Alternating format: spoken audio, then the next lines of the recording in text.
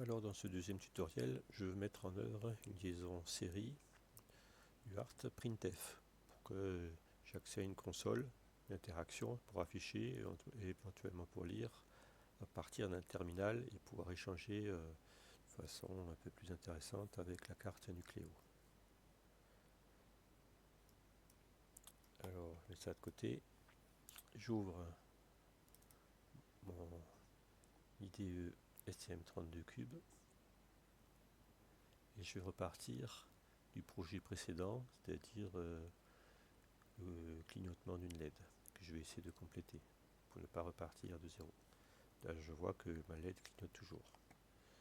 Donc voici mon projet. Je peux ouvrir la perspective MX, double cliquant sur le point IOC.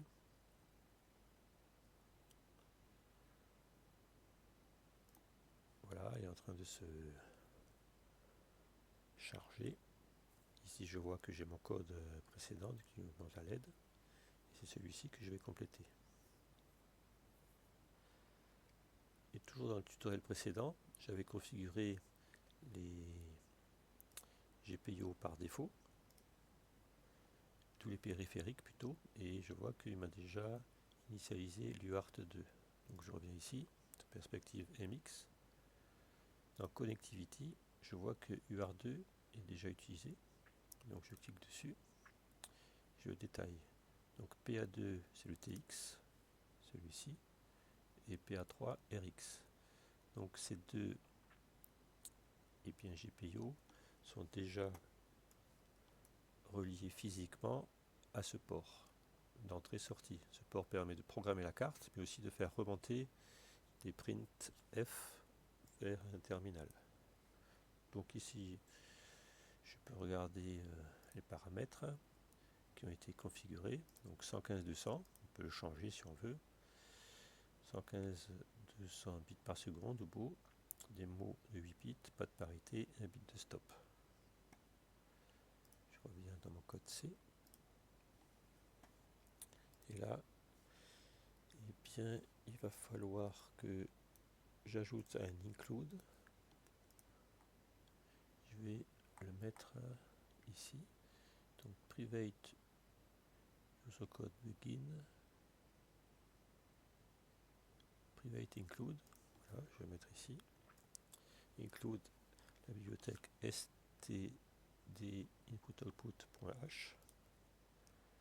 Et pour orienter les printf vers le port physique de programmation, je vais mettre ça, par exemple, user code begin, je vais le mettre ici, user code begin 0, entre ici le begin et end. Donc c'est une fonction qui permet de me réorienter l'UART vers le port physique. J'ai demandé à l'intelligence artificielle de me faire ce morceau de code. Et ensuite, je reviens ici, je vais mettre printf. Je vais écrire LED on, par exemple, point virgule,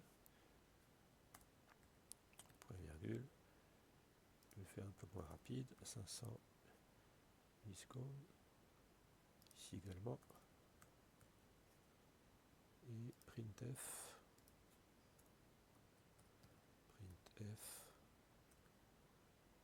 LED off. Pour aller à la ligne, après chaque affichage, je vais mettre anti/r, anti/n. Et là également, anti/retourne chariot, anti/newline. Point virgule. Je lance le code. Donc ma LED va continuer à clignoter. Donc là, on voit que cette LED là, eh bien, s'allume, s'éteint, clignote. Donc là, le code est en train de se charger. Et je vois que ma LED clignote moins vite. Et donc là, il faut que j'ouvre un terminal série. Ça peut être PuTTY ou TerraTerm ou MOBA Xterm. J'utilise TerraTerm qui est très pratique. sélectionne le port 15 où ma carte Nucleo est branchée. OK. Et Setup terminal, serial port, il faut que je choisisse le débit de 115-200 beau. Donc là, tout est 500 millisecondes. Je vois sur mon terminal LED on, LED off, LED on, LED off. Donc lorsqu'on développe un code, eh bien c'est pratique de se mettre soit des points d'arrêt, soit des prints réguliers pour voir l'évolution du code et pour pouvoir éventuellement le dépanner ou pour progresser petit à petit. Voilà pour ce deuxième tutoriel.